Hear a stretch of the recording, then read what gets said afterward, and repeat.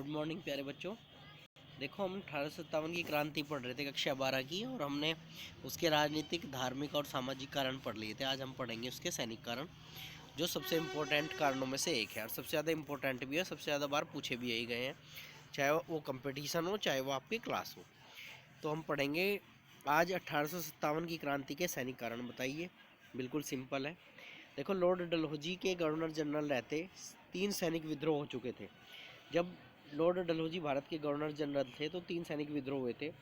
उसमें 1849 का 22वां एनआई विद्रोह, फिर एक साल बाद 1850 का ही 66वां एनआई विद्रोह, और 2 साल बाद 1852 का 38वां एनआई विद्रोह ये हो चुका था। भारत में अंग्रेजी साम्राज्य का प्रसार होने से सैनिकों की सेवा शर्तों पर प्रतिकूल प्रभाव पड़ा। देखो, सबसे बड़ी समस्या क्या हुई?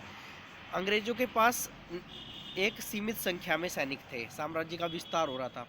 तो अब उन्हें जो 8 घंटे ड्यूटी दिया करते थे या 10 घंटे ड्यूटी दिया करते थे, उन्हें 12 की जगह 24 घंटे तक ड्यूटियाँ देनी पड़ी, कभी 12 घंटे ड्यूटियाँ देनी पड़ी। और एक जगह से दूसरी जगह उन्हें फटाफट शिफ्ट किया गया, एक्स्ट्रा भत्ता कुछ नहीं दिया गया। तो इससे उनकी सेवाओं पर, शर्तों पर प्रतिकूल प्रभाव पड़ा। अब उन्हें अपने देश से दूर भी सेवा देनी पड़ती थी। अब अंग्रेज साम्राज्य का विस्तार अन्य जगह भी हो गया था, अन्य देशों में भी हो गया था।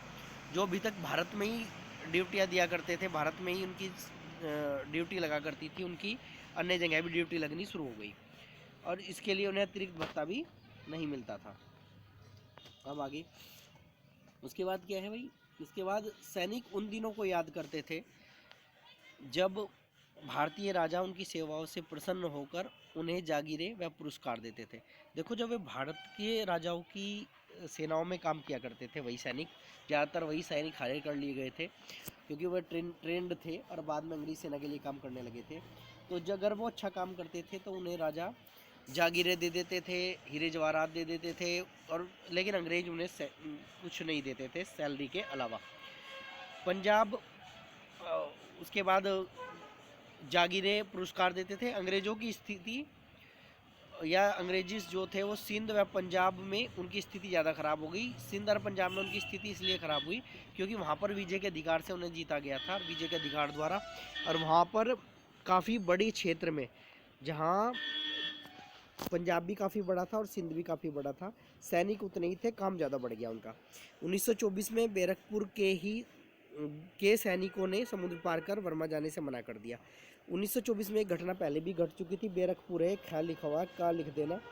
बैरकपुर के सैनिकों ने समुद्र पार कर वर्मा जाने से मना कर दिया था। ये हमने सामाजिक कारण में पढ़ा है, धार्मिक में भी पढ़ा है कि समुद्र पार करके अगर कोई सैनिक विदेश में जाता था तो उसका धर्म भ्रष्ट माना जाता था, इसलिए उन्होंने मना कर दिया था, जिस कारण 37वीं रेजिमेंट भंग कर दी गई। इस टाइम तो सारे सैलरी से निकाल दिए गए थे।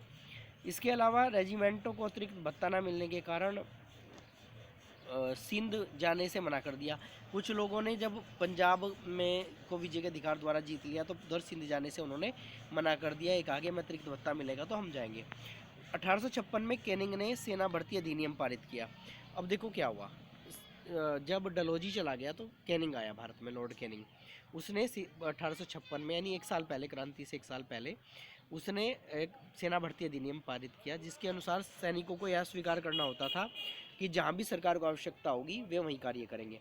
यानी विदेश में होगी विदेश में, अन्य स्टेट में भेजाएंगे अन्य स्टेट में, जहाँ भी सरकार को ज़रूरत होगी आपको वहीं कार्य करना पड़ेगा। यह अधिनियम नियम अप्रिय था। देखो, अप्रिय इसलिए था क्योंकि दूर जाना पड़ता था, घर से दूर। जो घर में सेवाएं करते थे शाम को घर आ जाते थे, उन्हें घर से दूर भेज दिया गया, एक्स्ट्रा भत्ता कुछ मिला नहीं।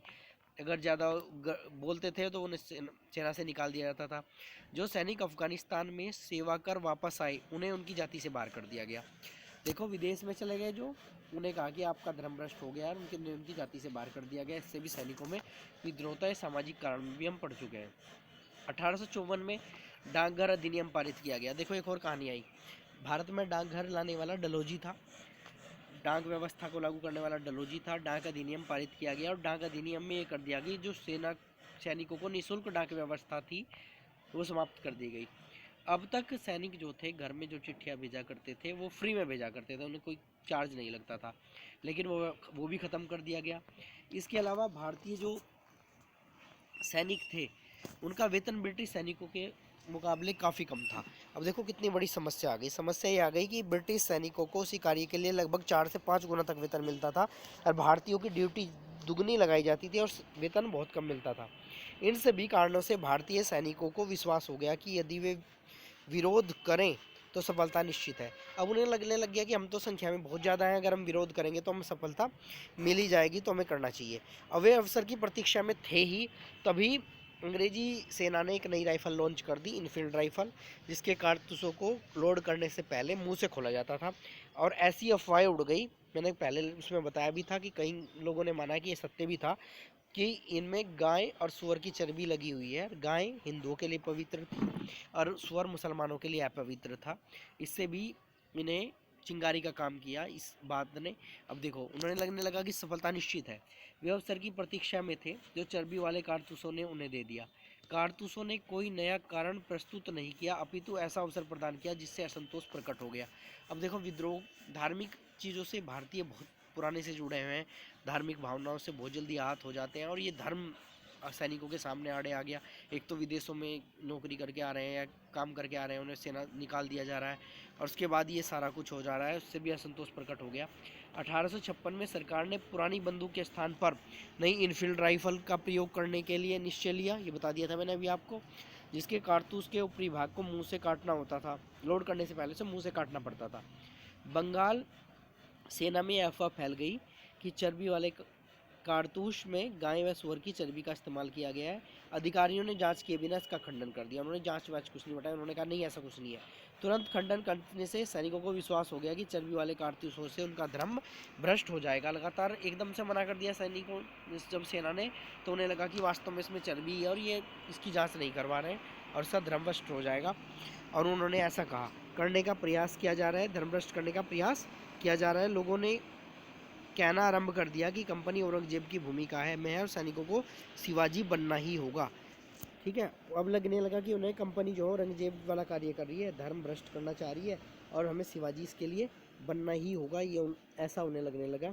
और लास्ट में लिख देंगे, उपरोक्त सभी कारणों ने 1857 की क्रांति, उपरोक्त सभी सैनिक कारणों ने 1857 की क्रांति में चिंगारी का काम किया, और क्रांति की ज्वाला धधक उठी। इस तरीके से करके निष्कर्ष दे देंगे। बहुत इंपॉर्टेंट प्रश्न है, ध्यान से करना, कोई दिक्कत होगी तो मुझे बताना।